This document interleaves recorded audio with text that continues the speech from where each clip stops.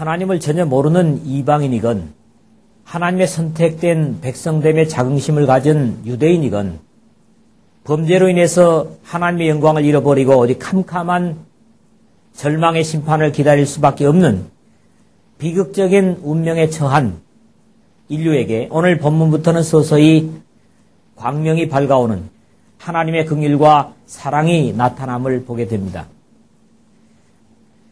사실 내용대로 강론을 한다고 하면 이 3장의 마지막까지를 한꺼번에 다루는 것이 전체적인 흐름을 이해하는 데 도움이 되겠지만은 내용의 중요성이라든가 또는 분량 때문에 다음 시간과 나누어서 그렇게 상고하고자 합니다. 오늘 본문에서도 계속 반복되는 낱말은 노모스라고 하는데요. 율법이라는 겁니다. 거룩한 문서로 주어진 유대인의 모세 오경을 비롯한 구약 성경이든지 비록 하나님의 성문서인 성경이나 복음을 접해보지 못한 사람들일지라도 옳고 그름을 판단할 수 있는 기준을 양심해 주셨다고 하는 데는 누구도 변명할 여지가 없습니다. 특히 본문 20절에 그러므로 율법의 행위로 그의 앞에 의롭다 하심을 얻을 육체가 없나니 그렇게 기록을 했는데 여기에 쓰여진 육체라고 하는 것은 히라보로 이 사르스라고 하는 말입니다. 범죄해서 영을 소멸해버린 모습으로 영혼과 반대되는 동물의 고기 또는 육체로서 전혀 하나님을 의식하지 못하는 짐승과 같은 의미로 사용되는 그런 낱말입니다.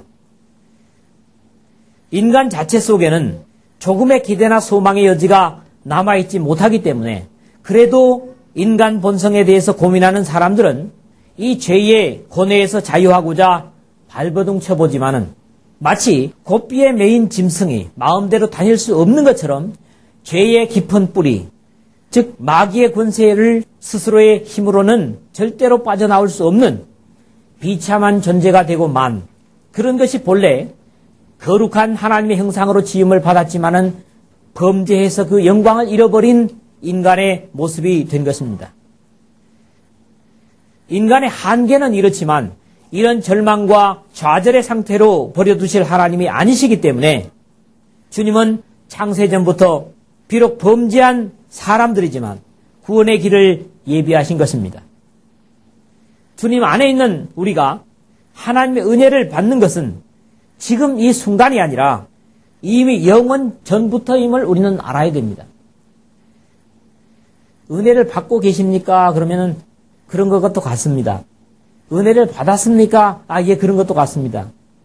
은혜를 받고 싶습니까? 예, 그렇습니다. 그렇게 많은 믿음의 사람들이 이야기를 하는데 오늘 본문과도 관련이 되는 말씀이지만 하나님이 우리를 구원하사 거룩하신 부르심으로 부르심은 우리의 행위대로 하심이 아니요 오직 자기 뜻과 영원한 때 전부터 그리스도 예수 안에서 우리에게 주신 은혜대로 하심이라. 여기서 그리스도 예수 안에서 우리에게 주신 은혜대로 언제부터요? 영원한 때 전부터. 여러분들은 영원한 때 전부터 은혜를 받은 자들입니다. 그렇기 때문에 오늘 주님을 섬기는 이 자리에 있다고 하는 사실을 잊지 말아야 합니다. 이런 확신과 감사로서 오늘도 절대 절망의 인간 상태와 그럼에도 불구하고 전적인 하나님의 은혜로 마련하신 구원을 나누면서 감격과 기쁨이 충만한 그런 확신으로 이 시간을 함께 하시기를 주의 이름으로 축원을 드립니다. 오늘 첫 번째 부분은 19절에서 20절의 말씀 2절입니다. 앞에서 살폈던 대로 동물이 아닌 사람인 이상은 이미 율법 아래에 있다고 봐야 합니다. 그것이 명문화된 글로 기록한 율법이든지 일반적으로 선하고 의롭게 살아야 한다고 가르치는 인간 양심의 본성이든지 모두 창조주의 바람이지만 한 번 죄 아래에 있게 된 인생은 어떤 방법으로도 그 죄의 굴레를 벗어날 수가 없다는 겁니다. 바울은 이미 앞에서 무릇 율법 없이 범죄한 자는 또한 율법 없이 망하고 율법이 있고 범죄한 자는 율법으로 말미암아 심판을 받으리라 2장 12절에 그렇게 선언을 한 바 있고요. 같은 3장 9절에 그러면 어떠하뇨? 우리는 나으뇨? 결코 아니라 유대인이나 헬라인이나 다 죄 아래에 있다고 우리가 이미 선언하였느니라. 그렇게 기록을 한 바 있습니다. 그러므로 율법 아래에 있는 자들에게 말하는 것이니라는 말씀에서 자유할 인생은 이미 한 사람도 없습니다. 모두가 다 율법 아래에 있는 것입니다. 율법이 말하는 바는, 즉 율법이 가르치는 것은 사람이 결코 온전할 수 없는 죄인됨을 정죄하도록 주어졌습니다. 행위를 강조한다는 야고보조차도 누구든지 온 율법을 지키다가 그 하나에 그치면 모두 범한 자가 되나니 간음하지 말라 하시니가 또한 살인하지 말라 하셨은즉 내가 비록 간음하지 아니하여도 살인하면 율법을 범한 자가 되느니라.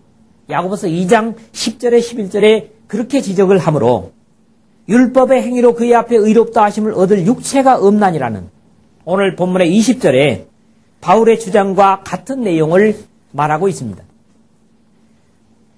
바울 사도는 갈라디아서에서 다시 그런즉 율법은 무엇이냐? 범법함을 인하여 더한 것이라. 천사들로 말미암아 중보의 손을 빌어 베푸신 것인데 약속하신 자손이 오시기까지 있을 것이라. 갈라디아서 3장 19절에 율법의 역할의 한계를 분명히 밝히고 있습니다. 그러므로 19절을 함축적으로 구성하면 율법이 말하는 바는 온 세상으로 하나님의 심판 아래에 있게 하려 함이라는 것입니다. 율법 자체가 정죄하기 위한 도구라는 논리가 성립이 되고 결국 모든 사람들은 범죄에 대해 변명치 못하도록 하고 예외 없이 죄인됨을 인정하고 우리의 영원한 도피성인 예수 그리스도 안으로 들어가게 하려는 의도가 율법을 주신 의도라는 겁니다. 그러므로 율법의 행위로 그의 앞에 의롭다 하심을 얻을 육체가 없나니 율법으로는 죄를 깨달음이니라 20절에 그랬는데 의의 기준을 판단하게 하는 법이지만 이 율법을 온전히 지킬 수 없는 죄의 구조에 매여 있는 인간이고 또 아무리 지키려고 발버둥 쳐도 결국 깨닫는 것은 사람은 의로울 수 없다는 것밖에는 없습니다. 결국 인간의 노력으로 하나님께 의롭다 함을 얻을 육체는 없는 것이며 이러한 한계를 더욱 분명히 깨닫게 되는 계기가 바로 율법을 받고부터라는 말씀입니다. 죄가 율법 있기 전에도 세상에 있었으나 율법이 없을 때에는 죄를 죄로 여기지 아니하였느니라. 다음에 진행하겠습니다마는 로마서 5장 13절에 그렇게 말씀합니다. 율법이 있기 전에도 죄는 있었다는 겁니다. 그러나 율법이 주어짐으로써 죄를 분명하게 더욱더 죄로 구분하는 그런 어떤 역할을 하셨다는 것이죠. 전에 법을 깨닫지 못할 때에는 내가 살았더니 계명의 이름에 죄는 살아나고 나는 죽었도다. 죄가 기회를 타서 계명으로 말미암아 나를 속이고 그것으로 나를 죽였느니라. 자신에 대한 육체의 갈등에서 고민하는 바울은 같은 로마서 7장 9절 11절에 그렇게 고백을 합니다. 오늘날에도 우리가 그리스도로 인해서 하나님의 사랑을 알고 믿음으로 살지 못한다면 그것은 불신자보다 더 책망받을 수밖에 없는 것은 당연합니다. 주님은 누가를 통해서 말씀하시기를 주인의 뜻을 알고도 예비치 아니하고 그 뜻대로 행치 아니한 종은 많이 맞을 것이요 알지 못하고 맞을 일을 행한 종은 적게 맞으리라. 그렇게 경계를 하셨습니다. 이런 입장에서 유대인들은 율법을 받았다고 하는 것 때문에 하나님 앞에 더욱더 죄에 대한 심각성을 깨닫고 하나님을 순종해야만 한다는 것입니다. 이러한 죄와 자신에 대해서 절망할수록 하나님의 긍휼은 더욱 절실하고 그러므로 누구든지 율법 앞에 선 인간은 예수 그리스도의 십자가 앞으로 올 수밖에 없도록 주신 것이 하나님의 율법을 주신 의도였습니다. 이렇게 사람의 노력으로서는 절망적인 우리에게 하나님께서 마련하신 해결책을 나타내는 내용이 이제 다음 절에서부터 이어지고 있습니다. 그래서 두 번째로 생각할 말씀이 21절, 22절 두 절입니다. 예수 그리스도를 믿음으로 말미암은 하나님이 마련하신 의를 지금 우리에게 절망하는 인간에게 소개하고 있는 것이죠. 읽으면 읽을수록 절망할 수밖에 없는 율법, 지키려고 발버둥 치면 칠수록 낙담할 수밖에 없는 우리 인간 자신으로서는 해결책이 없기 때문에 율법과는 전혀 다른 해결책을 하나님께서 제시하게 되시는데, 율법과 전혀 다른 방법이지만 이 율법이 증거하는 하나님의 한 의가 나타났으니 라는 소망입니다. 가장 구체적인 예가 예레미야를 통한 약속입니다. 나 여호와가 말하노라. 보라, 날이 이르니 내가 이스라엘 집과 유다 집에 새 언약을 세우리라. 나 여호와가 말하노라. 이 언약은 내가 그들의 열조의 손을 잡고 애굽 땅에서 인도하여 내던 날에 세운 것과 같지 아니할 것이라고 그랬습니다. 예레미야서 31장 31절에서 32절 상반절에 읽었습니다.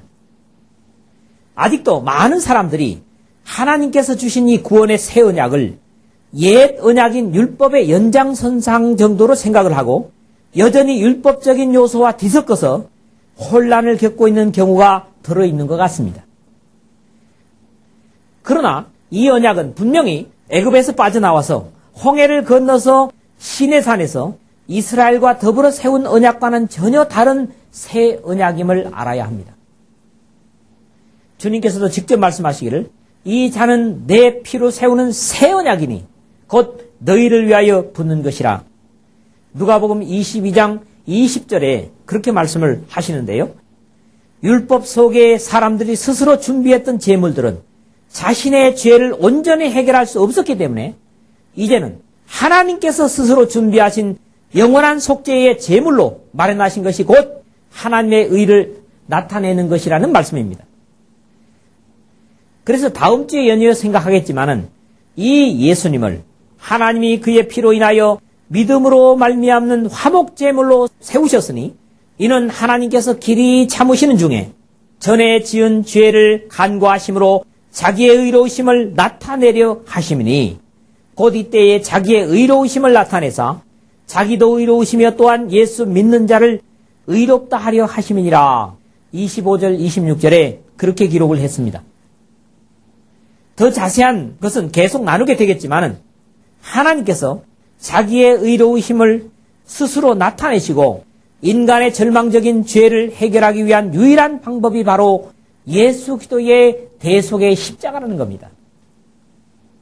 이것은 비록 율법과는 다르지만 그 율법의 증거를 받았을 뿐만 아니라 이것은 율법이 없는 이방인이나 율법을 받은 유대인의 차별을 없애고 이방인이든 유대인이든 동일한 방법, 동일한 조건에서 시작하도록 하신 것입니다. 곧 예수 그리스도를 믿음으로 말미암아 모든 믿는 자에게 미치는 하나님의 의니 차별이 없느니라. 앞에서 바울 사도는 분명히 이방인들의 죄와 하나님의 선택을 받고 율법을 받았다고 하는 유대인들을 구분하면서 얘기를 했는데 이 두 부류의 모든 인류에게 차별이 없이 미치는 의가 하나님으로부터 주어졌는데 그 의가 바로 예수 그리스도의 십자가로 인한 의라는 겁니다. 율법 시대까지만 해도 하나님은 이스라엘만의 하나님으로 이스라엘과 이방인 간의 차이를 둔 것 같이 보이셨지만 사실은 이 율법 속에 온 인류를 구원하실 차별 없는 생명의 법을 주시기 위한 더 깊은 계획과 약속을 담고 있었던 것이기 때문에 하나님은 결코 차별하시는 하나님이 아니심을 분명히 알게 하셨습니다. 앞에서 이미 말씀하셨던 이 로마서의 주제라고 했던 하나님의 의는 점점 분명하게 나타나게 됩니다. 1장 16절 17절에서 상고한 바 있습니다. 그리고 우리를 포함한 이 역사 속의 모든 인류가 이 하나님의 의로 인해서 구원을 얻게 되었습니다. 할렐루야. 세 번째 마지막으로 23절에서 24절의 말씀입니다. 그리스도 예수님의 구속은 하나님의 은혜일 뿐입니다. 이것은 인간의 공로나 인간의 의가 조금도 포함되지 않은 것이라는 것이죠. 계속해서 이야기해온 것은 율법 아래, 죄 아래 한 사람의 예외도 있을 수 없다는 안타까운 논리를 지적해왔습니다. 그것이 종교이든지 도덕이든지 이성적이든지 관계없음도 지적을 했습니다. 바로 앞에서도 그러면 어떠하뇨? 우리는 나으뇨? 결코 아니라. 유대인이나 헬라인이나 다 죄 아래 있다고 우리가 이미 선언하였느니라. 3장 9절에 말씀을 했고요. 이런 절대절망의 상황은 더 이상 인간의 노력이나 힘으로는 반전시킬 수가 없는 것이라고 하는 결정적인 지적이 바로 오늘 이 구절입니다. 모든 사람이 죄를 범하였음에 아담이라는 인간의 대표자로 인하여 상함도 없고 해함도 없었던 축복의 동산에 죄가 들어오고 이 죄의 영향 아래 태어나는 모든 인류는 예외 없이 죄를 지을 수밖에 없고 같은 과정인 하나님의 영광에 반대되는 방향으로 갈 수밖에 없는 비극적인 운명을 겪게 되었습니다.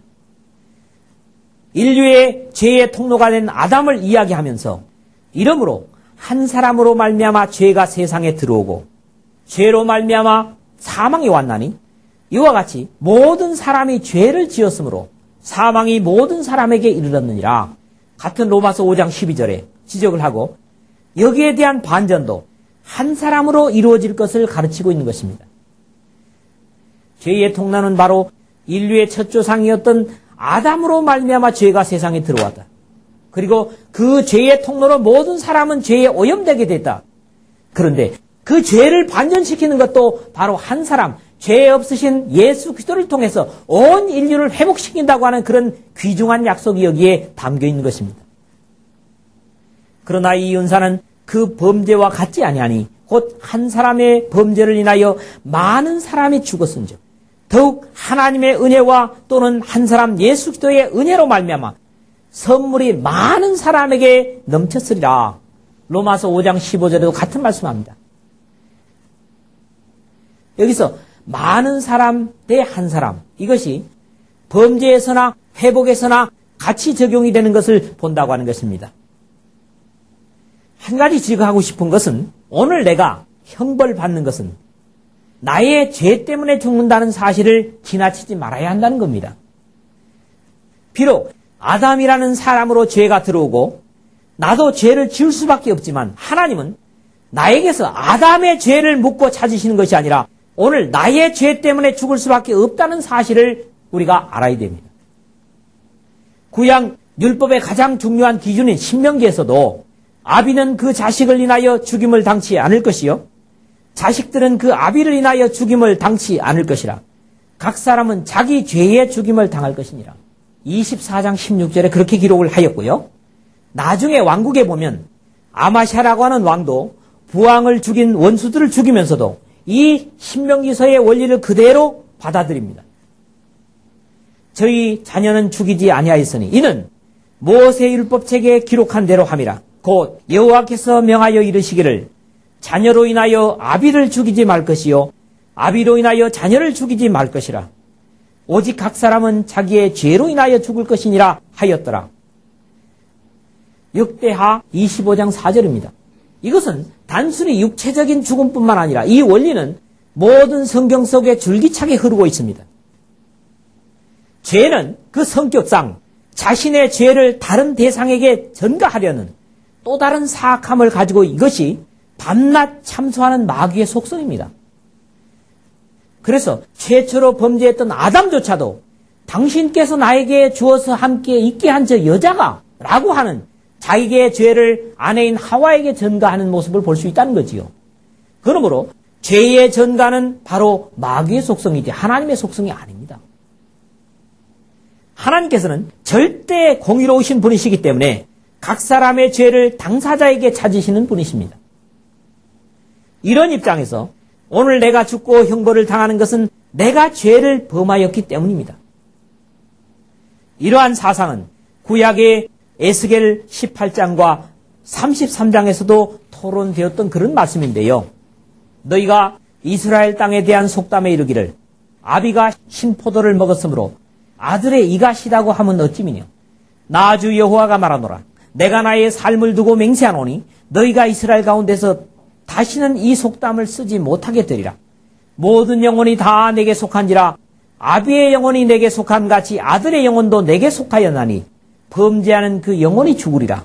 그러므로 아버지의 죄 때문에 내가 죽는다고 생각하는 것은 이스라엘의 속담이 되어 있습니다. 아버지가 신포도를 먹었기 때문에 아들의 이가 시다. 그런데 앞으로 이 속담을 쓰지 못하게 한다고 하는 그런 말씀을 하고 있는 것이죠. 에스겔서 18장 2절 4절 읽었고요. 그 다음에 20절에도 보니까 범죄한 그 영혼은 죽을지라. 아들은 아비의 죄악을 담당치 아니할 것이요 아비는 아들의 죄악을 담당치 아니하리니 의인의 의도 자기에게로 돌아가고 악인의 악도 자기에게로 돌아가리라. 그랬어요. 그러므로 내가 오늘 죽는 것은 내가 범한 죄로 인해서 죽는 겁니다. 하나님은 공의로우신 분이시기 때문에 남의 죄를 다른 사람에게 절대로 묻지 않으십니다. 그렇게 된다면 하나님은 이 세상을 심판할 수 있는 자격을 잃게 됩니다. 다시 한번 정리합니다. 아담은 분명히 죄의 통로가 됐습니다. 그리고 그 죄로 인해서 모든 인류는 죄를 지을 수밖에 없는 범죄하는 자들이 됐습니다. 그러나 나에게 하나님께서 오늘 너는 아담이 죄를 지었기 때문에 너는 죽어야 된다고 그렇게 선언하지 않는다는 거지요. 이 부분에서 여러분들 혼란이 없기를 바랍니다. 비록 자녀가 부모의 죄의 영향을 받을 수밖에 없지만 하나님은 그 자녀에게 부모의 죄를 묻지 않으신다는 말씀입니다. 모든 사람이 죄를 범하였음에 하나님의 영광에 이를 수 없다는 사실을 우리가 이해할 수가 있는 것이죠. 우리가 읽은 마지막 절은 비록 범죄하고 절망하는 인생이지만 하나님의 놀라운 긍휼과 사랑의 샘이 솟아남을 증거하고 있습니다. 24절 그리스도 예수 안에 있는 구속으로 말미암아 하나님의 은혜로 값없이 의롭다 하심을 얻은 자 되었느니라. 여기는 세 가지 모양이 나타납니다. 하나님께서 인류를 불쌍히 여기시고 그 사랑을 표현하기 위해서 독생자를 주시는 사건과 그리고 하나님의 그 사랑의 의지에 따라서 자신을 온 인류의 죄의 대속물로 십자가에 죽으시는 예수 그리스도의 희생과 그것을 나의 죄를 위한 희생으로 받아들이고 수용하는 사람, 이 세 가지 형태가 다 나타나고 있는데요. 또 말씀을 하자면 여기는 두 가지의 은혜가 동시적으로 나타나는 겁니다. 그리스도 예수 안에 있는 구속으로 말미암아 하나님의 은혜로 값없이 의롭다 하심을 얻은 자 되었느니라 그랬거든요. 인류의 비극을 창세전부터 내다보신 하나님은 주로 에베소서로 시작하는 옥중서신에 자주 나타나는 그리스도 예수 안에서를 죄인들을 구원으로 불러들이는 장소로 삼으신 것입니다. 구원에 있어서 교회가 왜 필요하냐? 그렇게 말하는 사람들이 있는데 그리스도 예수 안에서라고 하는 것은 형태로서는 지상의 교회를 얘기하는 겁니다. 그래서 하나님은 이 교회를 통해서 죄인들을 구원하시려고 하는 의지를 창세전부터 마련하셨고 그 뜻이 오늘도 시행되고 있는 것입니다. 그렇기 때문에 구원은 교회를 통해서 이루신다고 하는 사실에 우리가 반항할 수가 없는 겁니다. 이런 이유에서 가정교회에서 그리스도를 배타적이라고 지적하지만 어쩔 수 없습니다. 또 함께 일으키사 그리스도 예수 안에서 함께 하늘에 앉히시니 에베소서 2장 6절에 그랬고요. 이는 그리스도 예수 안에서 우리에게 자비하심으로써 그 은혜의 지극히 풍성함을 오는 여러 세대에 나타내게 하심이니라. 2장 7절에 그렇게 말씀을 합니다. 여기 두 군데도 다 그리스도 예수님 안에서 하나님의 계약이 이루어진다는 거죠. 이런 입장에서 예수님 밖에 구원이 있는가? 적어도 성경에서 볼 때 하나님은 그런 약속을 인류에게 주신 적이 없다는 겁니다. 예수 그리스도의 십자가의 속죄의 구속으로 말미암아 우리뿐 아니라 모든 인류를 그리스도 예수 안으로 불러들이시는 것이 하나님의 계획이요 뜻입니다. 바로 예수 그리스도 안이 구속의 장소요, 구원의 장소요, 복의 장소요, 감사의 장소요, 찬송의 장소요, 예배의 장소라는 거죠. 하나님의 은혜로 값없이 그랬는데 여기 은혜로 값없이는 결국 같은 뜻이고 다른 표현으로 말하면 뭡니까? 선물을 말하는 것이죠. 어떤 자격이나 대가를 요구한다면 그것은 공로나 품삯이 될 수밖에 없기 때문에 하나님은 인간 측의 어떤 조건도 요구치 않으십니다.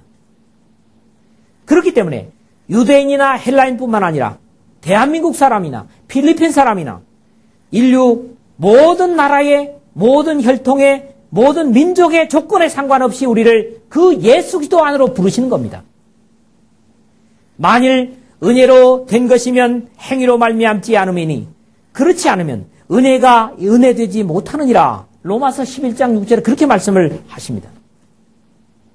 그러나 나의 나 된 것은 하나님의 은혜로 된 것이니 내게 주신 그의 은혜가 헛되지 아니하여 내가 모든 사도보다 더 많이 수고하였으나 내가 아니요 오직 나와 함께 하신 하나님의 은혜로라. 고린도전서 15장 10절에도 바울 사도는 은혜를 강조합니다. 말씀을 맺습니다. 모든 율법은, 구약 성경은 모든 인간은 죄인이다 라는 선언을 해서 죄인됨을 깨달은 사람들로 하여금 예수 그리스도의 십자가 아래로 오게 하는 목적을 위해서 율법은 주어졌습니다. 또 바른 것과 그런 것을 판단할 수 있는 인간 속에 주신 양심도 마찬가지입니다. 다른 의도가 없습니다. 이 십자가야말로 온 인류를 구원으로 부르시는 창조주요 구세주이신 하나님이 마련하신 은혜의 장소입니다. 믿습니까? 아담 이후 오늘 나를 비롯해서 모든 사람은 죄를 범해서 죽고 죽을 절망적인 운명을 가지고 살지만 이 비극에 어울리지 않는 하나님의 엄청난 선물이 바로 예수 그리스도 안에서 마련하신 은혜의 선물 구원이라는 겁니다. 이것은 유대인들이나 어떤 사람들에게 억지가 아니라 선물로 주십니다. 그리고 이 선물을 선물로 인정하고 믿음으로 순종하고 받아들이는 자들에게 이 선물은 효력을 발생합니다. 그래서 비로소 하나님의 자녀가 되고 하늘의 신령한 복을 받고 영생을 받는 그런 놀라운 은혜를 누리게 된다는 것이죠. 그것을 믿고 순종하는 자들은 그리스도 안에 마련된 엄청난 선물들을 누릴 것이지만 그것을 거절하는 자들에게 이제 영생과 진리에 관한 한 다른 기대를 가질 수 없습니다.